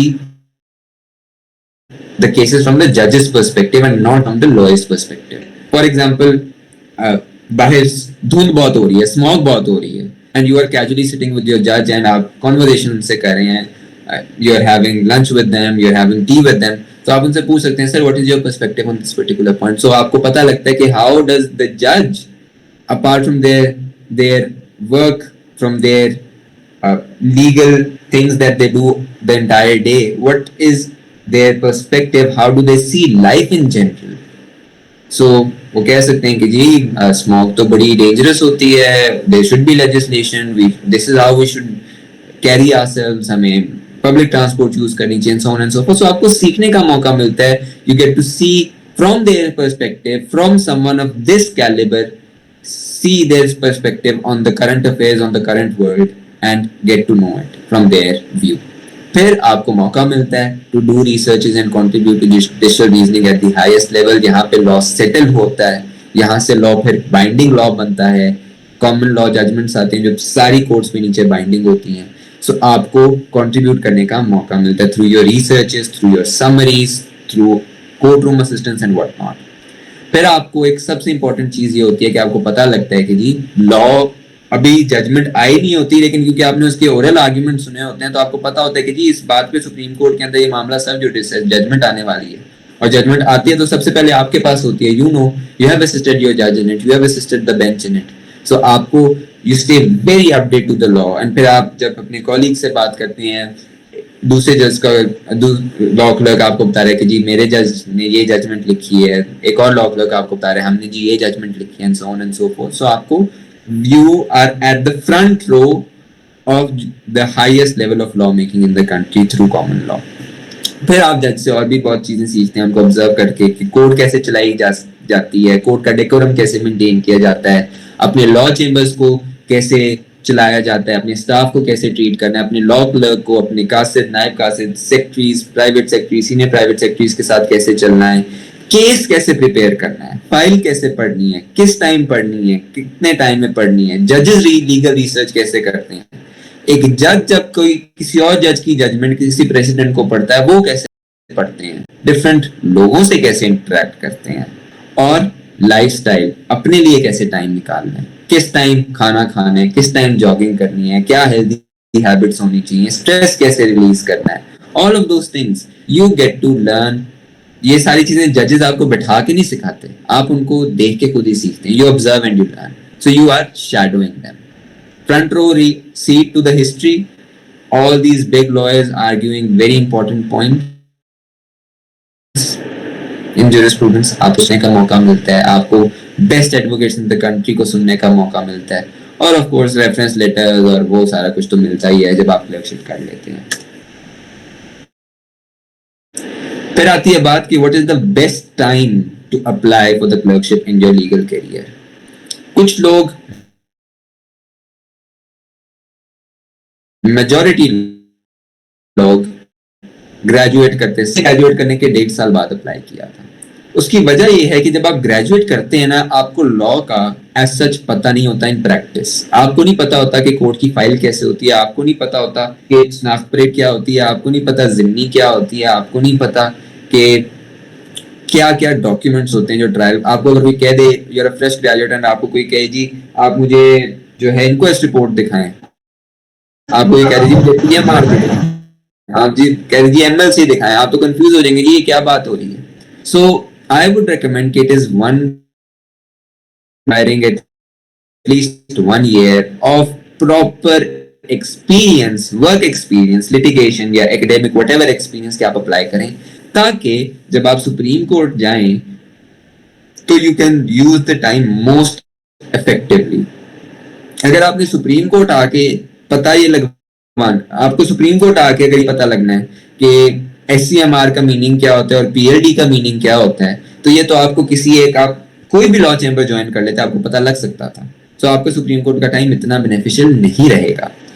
so because I applied 1 year after graduation, तो जब केसेस आर्ग्यू हो रहे होते हैं, I have the case record with me. So अगर कोई चीज रिकॉर्ड में से नहीं मिल रही उनको, वकीलों को या कोर्ट एसोसिएट को या जजेस को कोई स्पेसिफिक डॉक्यूमेंट चाहिए उस रिकॉर्ड के अंदर से, जो कि इतनी मोटी एक फाइल होती है, trial court record and what not, so मैं उसमें से निकाल लेता हूँ. और मैं क्यों निकाल लेता हूँ? क्योंकि मुझे पता है कि वो कहाँ लगा होगा. वो डॉक्यूमेंट ट्रायल कोर्ट की उसमें होगा, रिकॉर्ड में होगा, या वो हाई कोर्ट के रिकॉर्ड में होगा, या वो रिकॉर्ड जो है जिमनी में होगा, पुलिस फाइल में होगा, कहाँ होगा. Now, whenever जब भी कोर्ट चल रही होती है, one thing I do is assist the entire bench during court proceedings. So अगर the judges want to see के पुलिस ने जब अरेस्ट किया बंदे को, तो उसकी एग्जैक्ट डेट ऑफ अरेस्ट क्या है, फाइल में कहीं नहीं पता लग रही, तो मुझे पता है कि अगर मैं जिमनी में जाऊंगा, पहली जिमनी देखूंगा, उसके अंदर डेट ऑफ अरेस्ट लिखी होगी. अगर मुझे देखना है कि फर्स्ट वर्जन क्या था when the person got arrested, तो उसने पहली बात क्या बयान की थी पुलिस को, तो वो 161 तो नहीं रिकॉर्ड होता पंजाब में, तो उसके अंदर मैं जिमनी में जाऊंगा तो उसका फर्स्ट वर्जन लिखा होगा. सो ये सारी चीजें मुझे पता थी. इसी तरह अगर आपने एक्यूज की एज देखनी है, तो उसके 342 में होगी. तो ये वो चीजें हैं जो कि आपको प्रैक्टिस करके पता चलती हैं. सो लीगल रिसर्च, वो सारा कुछ, आई वुड हाईली रेकमेंड कि आप थोड़ा वर्क एक्सपीरियंस गेन करें, प्रॉपर काम करें, उसके बाद सुप्रीम कोर्ट क्लर्कशिप के लिए अप्लाई करें. I believe it is not going to be as beneficial for you if you just apply right after graduation. You would not be able to make the most out of it. फिर एक last चीज जिसके बारे में देखिए moment. Yes, so last 5 minutes के अंदर I will talk about your interview, कि आपका इंटरव्यू के अंदर आपने कैसे प्रिपेयर करना है, वो सारा कुछ. It is very important. It is, I think, written application से ज्यादा इंपॉर्टेंट होता है आपका interview. Written application of course competitive होती है, लेकिन इंटरव्यू बहुत मुश्किल होता है. क्योंकि जब मैंने लिटिगेशन की थी ना, तो मैंने पहले 6 महीने तो मैं किसी अदालत में नहीं गया, क्योंकि मेरा लाइसेंस ही नहीं था, इंटीमेशन पीरियड था. फिर जब मेरा लाइसेंस आया, तो मेरा, क्योंकि लोअर कोर्ट का लाइसेंस था, तो मैं हाई कोर्ट जाता जरूर था, मैं अपेयर नहीं हुआ था कभी high court, because I did not have a licence to the high court for the high court. So मुझे नहीं था एक्सपीरियंस कि आपने 2 जजेस को, हाई कोर्ट के या 2 सुप्रीम कोर्ट के जजेस से कैसे बात करनी है. So for me it was a very fascinating moment, the interview. So the first thing is be confident. Formal कपड़े पहने, टाई लगाएं प्रॉपर्ली, वेल ड्रेस्ड शूज आपके पॉलिश्ड हो. एडवांस में अपनी इंट्रोडक्शन बना के जाएं, आप जितने नोट्स हैं वो बना के जाएं. और prepare as if you are going to argue a case before a divisional bench of the high court. और सबको, जिन्होंने कोर्ट प्रोसीडिंग्स ऑब्जर्व किए, उनको पता है कि हाई कोर्ट के डिविजनल बेंच में कितने सवाल होते हैं और कितना मुश्किल होता है उनको चलाना. तो ये तो हाई कोर्ट नहीं, ये सुप्रीम कोर्ट के 2 जजेस होते हैं जो बैठ के आपको सुन रहे होते हैं. सो अपने एक इंपॉर्टेंट चीज मैं आपको बता देता हूँ कि आपकी जो एप्लीकेशन है उससे इधर उधर सवाल नहीं होता। आपको जजेस ये नहीं सवाल करेंगे कि जी आज फलानी न्यूज आई थी तो इसके बारे में आपका क्या ख्याल है, या कोई आपको कंट्रोवर्शियल सवाल नहीं किया जाएगा। आपसे अपनी एप्लीकेशन के बारे में सवाल किया जाएगा। इसीलिए मैंने आपको कहा कि एप्लीकेशन में कोई झूठ ना लिखिएगा। एप्लीकेशन में जो आप सच लिखेंगे, आपने जो काम किया है वो लिखेंगे, तो आपको जब सवाल आएगा पूछा जाएगा आपके पास उसका सही जवाब होगा। सो इनसाइड आउट अपने आंसर्स को पढ़ के जाएं। अपने आंसर्स के लिए नोट्स एंड आर्ग्यूमेंट्स प्रॉपर्ली बना के जाएं। हर आंसर के लिए मैं आपको दिखाता हूं मैंने कैसे नोट्स एंड आर्ग्यूमेंट्स बनाए थे। आपको पता होना चाहिए, अगर मैंने लिखा है कि जी मैं क्रिमिनल लिटिगेटर हूं, मैं वकालत करता हूं, तो मुझे एक्सपेक्टेड होगा कि मुझे पता होगा कि पिछले SCMR में अगर कोई इंपॉर्टेंट जजमेंट आई है पिछले महीने के, पिछले महीने के PLD में, सो रिसेंट कोई नोटेबल जजमेंट आपके उसके ऊपर लॉ पॉइंट जिसके ऊपर आप जिस फील्ड में प्रैक्टिस करते हैं वो आई है, तो उसके ऊपर रिसर्च करके जाइएगा। अपने आंसर्स को सप्लीमेंट करने के लिए मजीद केस लॉ लेके जाइएगा, और उस केस लॉ की आपको डिटेल पता होनी चाहिए। सो उसके अंदर क्या प्रिंसिपल था, क्या फैक्ट थे, excuse me,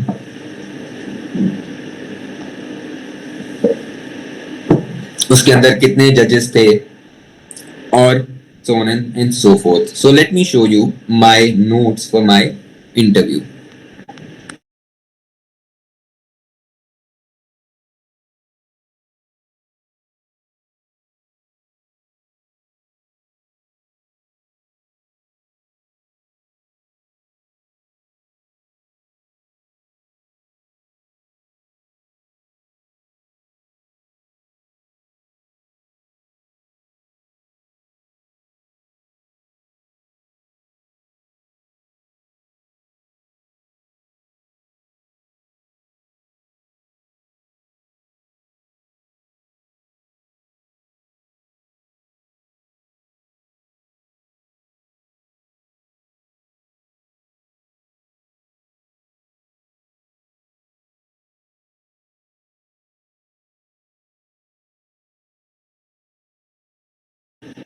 thank you, the mic was off. अच्छा, सो ये आप देखेंगे ये मेरे नोट्स एंड आर्ग्यूमेंट्स हैं उस पहले सवाल के लिए। जो जो मैंने इसके अंदर पॉइंट्स लिखे हैं मैंने नोट्स फॉर्म में बनाए हुए हैं कि मैंने इसके अंदर क्या क्या लिखा हुआ था, पॉइंटर्स बनाए हुए हैं। इसी तरह ये मैंने सेकंड सवाल के लिए पॉइंटर्स बनाए हुए हैं। थर्ड सवाल के लिए पॉइंटर्स बनाए हुए हैं। रेलेवेंट उसके ऊपर प्रोविजन बताया, मैंने 498A के ऊपर बहुत रिलाई किया हुआ था, तो मैंने 498A लिखा हुआ है वहां पे कि उसके अंदर क्या लिखा हुआ है। मैं CRPC और PPC की किताब लेके बैठा था कि अगर मुझे रेफर करना पड़ जाए, केस लॉज, वो सारा कुछ। तो मैंने हर सवाल के प्रॉपर नोट्स एंड डॉक्यूमेंट्स बनाए हुए हैं। इस सवाल के अंदर मैंने आर्टिकल 1 किया हुआ था, सुप्रीम कोर्ट यूज किया हुआ था, तो वो मैंने सारे रखे हुए हैं अपने पास, एडवांस में निकाल के नोट्स एंड आर्ग्यूमेंट्स बनाए हुए हैं। जब मेरे से जजेस ने सवाल, लेट्स से जजेस ने मेरे से सेकंड सवाल के बारे में पूछना शुरू हुए कि what is your view on this, तो मैंने अपने नोट्स एंड आर्ग्यूमेंट्स निकाले और मैंने उसको आंसर करना शुरू कर दिया कि इसके अंदर ये ऐसे है, ये ऐसे है, सो ऑन एंड सो फोर्थ।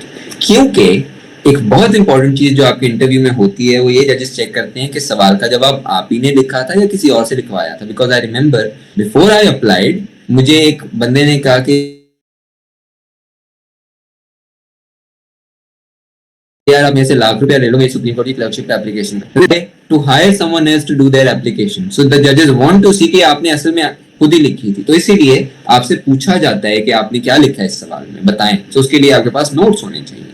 तो ये सारे नोट्स मैंने बनाए हुए थे। इसी तरह मैंने आपको बताया कि उस पॉइंट को सपोर्ट करने के लिए एडिशनल केस लॉ भी लेके जाएं। सो ये मैंने केस लॉ का रिलेवेंट पैरा निकाला। SOP and independence of judiciary वाला जो सवाल था उसके अंदर मैंने लिखा कि कौन सा केस लॉ है, उसकी साइटेशन क्या है, उसके अंदर कितने जजेस थे, उसके अंदर क्या प्रिंसिपल था, और उसके पैरा में लिखा क्या गया था। So I know each and everything. So जो मैंने सवाल अटेम्प्ट किया उन सब सवालों के ऊपर मैंने प्री अरेस्ट बेल क्या होती है, so, जैसे मैं एक प्रॉपर केस प्रिपेयर करके कोर्ट जाता था सुबह, वैसे ही मैं प्रिपेयर करके केस लॉस गया अपने इंटरव्यू में। सो ये प्री अरेस्ट बेल का प्रिंसिपल क्या है, सुप्रीम कोर्ट की जजमेंट है यार, फिर ये स्ट्रेट अवे अरेस्ट कंडेम्ड है. सो जो आपको लगता है रेलेवेंट केस लॉ एडिशनल है वो आप साथ लेके जाएं. मैंने एक पेज के ऊपर लेके गया हुआ था. प्रिंसिपल्स कितने जजेस ने डिसाइड किया and so on and so forth. So आपने notes and arguments of your answers बना के जाने हैं और साथ में आपने जो आपको additional case law to supplement your answers to further support your stance on that particular point, जो कि शायद आपने अपनी एप्लीकेशन में नहीं डाला क्योंकि एप्लीकेशन में कम जगह थी. सो वो भी आपने साथ लेके जाना है because they are going to ask you कि आपने अपने आंसर में ये लिखा है और फिर आपसे वो सवाल कर लेंगे जजेस, what do you have to say about this. So उसको आंसर करने के लिए, एड्रेस करने के लिए आपके पास होना चाहिए case law. Be very calm, be very composed. What is the worst that can happen and एक रात पहले सो के जाइएगा. इसके अंदर मैं आपको एक छोटी सी स्टोरी सुना देता हूँ. मैंने बैरिस्टर सलमान साहब को मैसेज किया कि सर मेरा जो है ना तो इंटरव्यू है, so I want some advice from you. उन्होंने मुझे इंटरव्यू से एक रात पहले कॉल किया. हाँ जी तैयारी हो गई है. मैंने कहा जी सर तैयारी तो हो गई है लेकिन मुझे टेंशन बहुत है. बैरिस्टर साहब टोल्ड मी सो जाओ. And I was shocked. I was like sir मेरा सुबह इंटरव्यू है, मुझे टेंशन हो गई है, मैं तैयारी कर रहा हूँ, आप मुझे कह रहे हैं सो जाओ. So he told me कि the most important thing is for you to be confident and be well rested and look calm and composed. क्योंकि अगर आपकी शक्ल ही होगी, आप शक्ल से ही नजर आ रहे होगे स्ट्रेस में, तो जजेस will not like it. The judges, you will not have a good interview. So be well rested, have courage, be confident. कोई झूठ बोलने की जरूरत नहीं है. Be honest. अगर आपको किसी सवाल जवाब नहीं पता तो बस बता दीजिए मुझे नहीं पता. तो मैंने एडवांस में उन दिनों में प्रैक्टिस एंड प्रोसीजर एक्ट की बड़ी डिबेट हो रही थी, तो मैंने एडवांस में सोचा हुआ था कि अगर मुझे इसके बारे में कुछ पूछा जाएगा, मैंने इतना तो देख लिया था एडवांस में कि ये हो क्या रहा है, ये क्या बला है, लेकिन मैंने ये सोचा हुआ था कि जी मैं प्रिलिमिनरी आंसर दे दूंगा और कह दूंगा जी मैंने क्योंकि क्रिमिनल लिटिगेशन किया तो मुझे नहीं पता ये क्या है, तो मुझे प्रैक्टिस एंड प्रोसीजर एक्ट का नहीं पता, मुझे सिविल प्रोसीजर कोड का नहीं पता. So apologise, try to answer it but don't misrepresent or give a wrong answer. Be humble and say my lord मुझे नहीं पता लेकिन मैं जाके इसको जरूर रिसर्च करूंगा. जो भी आपसे सवाल पूछा जाता है try to understand it then address it. They will test you and live up to your application. So अगर आप कह रहे हो कि मैंने क्रिमिनल लिटिगेशन की है या मैंने सिविल की बहुत वकालत की है, तो आपको फिर सिविल का पता होना चाहिए, लेकिन फिर आपको अगर क्रिमिनल का नहीं पता तो that works. So that's very briefly for your interview. Now I am going to open the floor for questions. I saw multiple people raise their hands. So if one by one you have.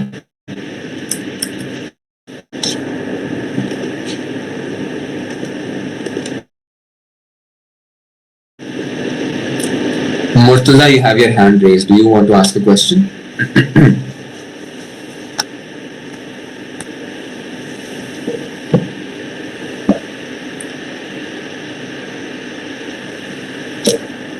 Murtaza, are you able to unmute yourself? Okay, no longer raised. Does anyone else have any questions, any concerns that they would like to ask, whether it was regarding the content of my presentation or generically आपका अगर कोई सवाल है about the law clerkship? Ehsan, you have your hand raised.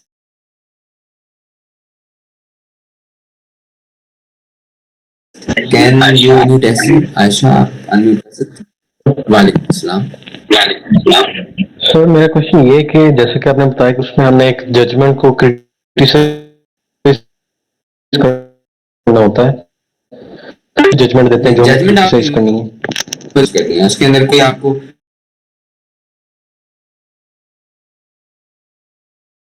1999 तक के इस period के दौरान कोई भी जजमेंट क्रिटिसाइज कर दें.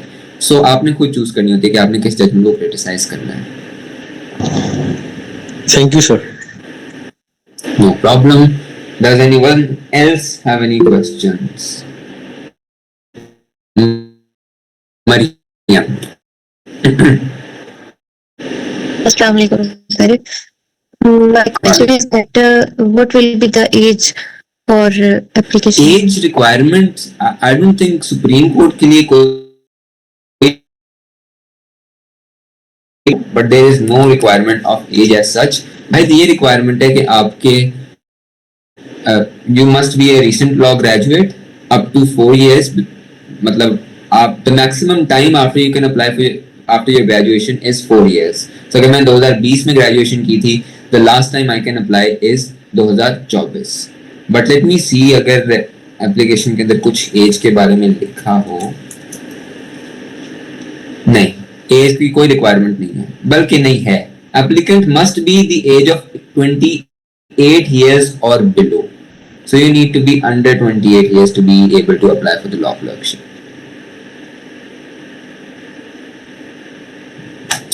Any further questions from anyone? None? Chale ji, I am going to share my presentation with the organizing team who will share it with you in the group. Once again, thank you so much everyone. I hope you enjoyed the session. I hope that you will apply for the law clerkship in the future and that you will join me and contribute positively to the Supreme Court. Thank you so much once again to Association for Development in Law for conducting this session. Thank you for everyone who listened. Thank you Ali Hassam, Islamia University Bahawalpur, who invited me for this session.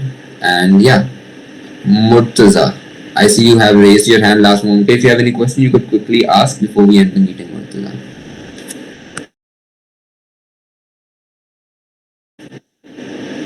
Murtaza, do you have a question? Do you want to add anything? Murtaza, you can unmute yourself. Bashir, you have also raised your hand. अस्सलाम वालेकुम sir. जी वालेकुम अस्सलाम। Sir इस profession के लिए हमें क्या कौन सी चीज मतलब रिक्वायरमेंट्स है कि हम उस पे प्रॉपर प्रैक्टिस करें और प्रॉपर हम इसको मतलब वेल तरीके से इसको प्रिपेयर करें और हम इसमें प्रिपेयर हो जाए। सो मुर्तजा, जैसे मैंने कहा, आप लिटिगेशन करें अगर आपको उसका शौक है, अगर आपको एकेडमिक का रिसर्च का शौक है वो करें, कोई भी लीगल काम करें जिसमें आपका कानून से कोई रिलेट, आप वकालत करने सही से, तो आप अप्लाई कर सकते हैं सुप्रीम कोर्ट क्लर्कशिप के लिए। अच्छा, thank you sir. You welcome. Bashir,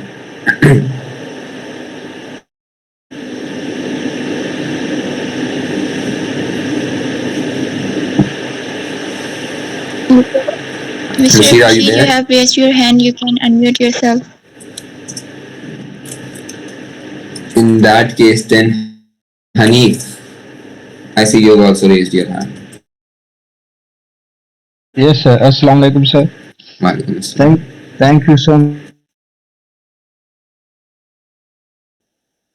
much for your time. I have a question required for law clerks, and my second question is that would you please be kind enough to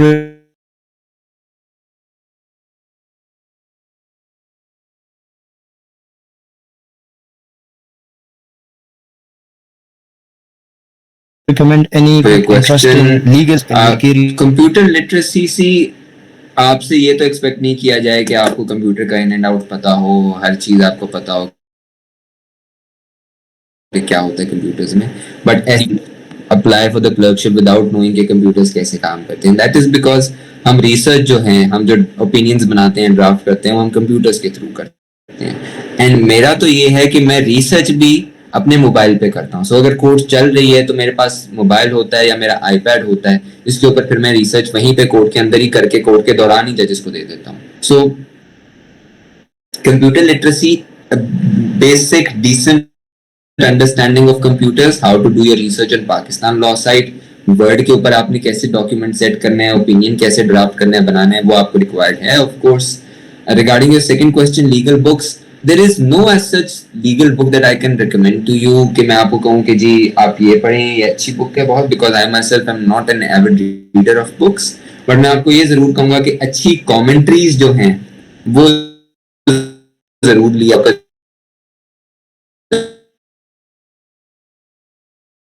Shaukat मेरे हैं, उनका मेरे जहन से नाम निकल रहा है, कायद-ए-आज़म लॉ कॉलेज है लाहौर में, उसके प्रिंसिपल की कमेंट्री है क्यूएसओ के ऊपर। इसी दिन शौकत महमूद का एक 3 बुक्स का सेट आता है, मसूद खटक ने वो किताबें लिखी हुई हैं, मसूद अहमद खटक, ऑन लिटिगेशन कि आपने प्लेंट कैसे लिखनी है, आपने प्लेंट के साथ क्या डॉक्यूमेंट्स डालने हैं, आपने प्री अरेस्ट बेल के अंदर क्या साथ डॉक्यूमेंट्स फाइल करने हैं. सो ऐसी किताब, वो 3 किताबों का सेट आप चले जाएंगे. अगर आप फेडरल लॉ हाउस को कॉल कर लें कि जी मसूद अहमद खट्टक की जो 3 बेसिक वकालत पे किताबें हैं वो मैं ऑर्डर करना चाह रहा हूँ, लाहौर में है ये, सो आप वो ऑर्डर करें. These are some of the books that I can tell you, because again I am a legal practitioner. So मैं तरीके से, बट एक इंपॉर्टेंट किताब जो मैं आप सब को रेकमेंड करूंगा इज पीएलडी एससीएमआरपी, जो आपका केस लॉ डाइजेस्ट है ये चारों, उनका एक कॉपी आती है इतनी सी, 300-350 की आती है, वो जरूर खरीदें. हर महीने आप ये छोटी छोटी इतनी सी मोटी किताब होती है और वो आपकी टोटल इतनी मोटी किताबें बन जाती हैं, उनको पढ़ें. उससे आप रीसेंट केस लॉ के पिछले महीने कौन कौन से डिपोटरी जजमेंट आई है सुप्रीम कोर्ट का, आपका लीगल एक्यूमेंट जो डेवलप होगा वो और किसी किताब से नहीं होगा. सो रसाले, पीएलडी, एससीएमआर, सीएलसी, सीआरएलजे, इनको पढ़ें. उससे बेहतर आपके लिए कोई किताब नहीं है. Ragib Malik, I see you have also raised your hand.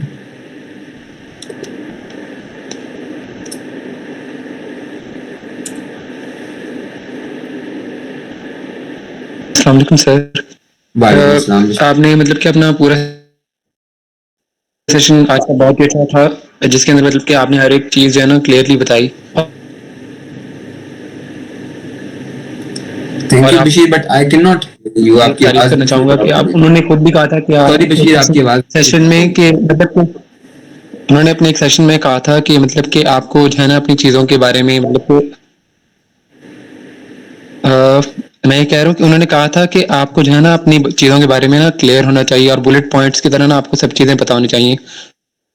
तो वो आप में वो चीज है ना वो नजर आई कि आपको सारी चीजें पता थी. आपने एक प्रॉपर स्ट्रक्चर में मतलब कि चीजों को आगे पीछे नहीं किया, एक प्रॉपर स्ट्रक्चर में आईटी और तो फिर उसके लिए क्या है अगर वो लॉ क्लर्कशिप में जो है ना अगर अप्लाई करना चाहता है. Thank you for your kind words Bashir, I am honoured. दूसरा ये है कि अगर एक इंसान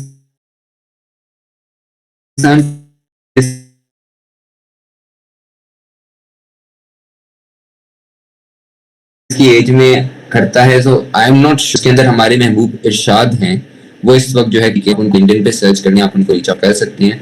बट आई बिलीव कि अगर एक बंदा 28 ईयर्स की एज में ग्रेजुएट करता है, एज एलएलबी ग्रेजुएट करता है, तो वो 28 ईयर्स का एज लॉन्ग एज वो है तो वो अप्लाई कर सकता है. बट अगर वो 29 की एज में ग्रेजुएट करता है और क्लर्कशिप की एप्लीकेशंस तभी खुलती हैं, so as I have read the application criteria, तो फिर अप्लाई नहीं कर सकता, because you need to be 28 years or less. So but again, अगर इसके लिए I would recommend कि महबूब इरशाद को आप रीच आउट कर लें लिंक्डइन पे. he will be able to tell you better and exactly the correct position that is on this particular point, because so apologies for not having a better answer. So welcome. एसन ने हाथ raise किया हुआ था, but I see you have not raised it now. Sorry, go on Esan. Sir actually मेरा same question था, ये 28 plus as वाला, तो वो आपने आंसर कर दिया, उसके लिए thank. No problem. Ragib, are you there? Do you want to ask a question और आपका या फिर आपका हाथ वैसे ही रेज्ड है? I guess no question. In that case, seeing there are no further questions, you have my number on the presentation. आपको screen पे भी नजर आ रहा है, आपको जो पावर पॉइंट अभी मिलेगी उसके अंदर भी है. So feel free to reach out to me. I respond with delay because again I am working at the Supreme Court, तो सारा दिन हम मोबाइल कम यूज करते हैं, काम बहुत होता है. But nonetheless, please feel free to reach out to me if you have any concerns, any questions where you think I can add value. I will be happy to help you out, but please do not expect a response right away. Please be very patient कि कुछ time लगता है response करने में, but I will eventually respond to you. Ragib, I see you have raised your hand again. If you have any pressing question, you can ask.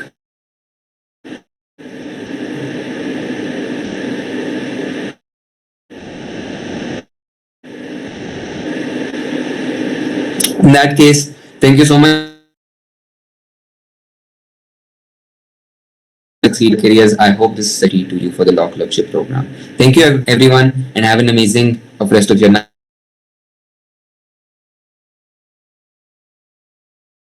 Take care. Allah Hafiz. Okay, we are for sharing it. I thank all the participants for attending and actively engaging in the session. Your presence and interest contributed greatly. Oh, the And I look forward to welcoming you to our future sessions. Allah Hafiz and thank you everyone.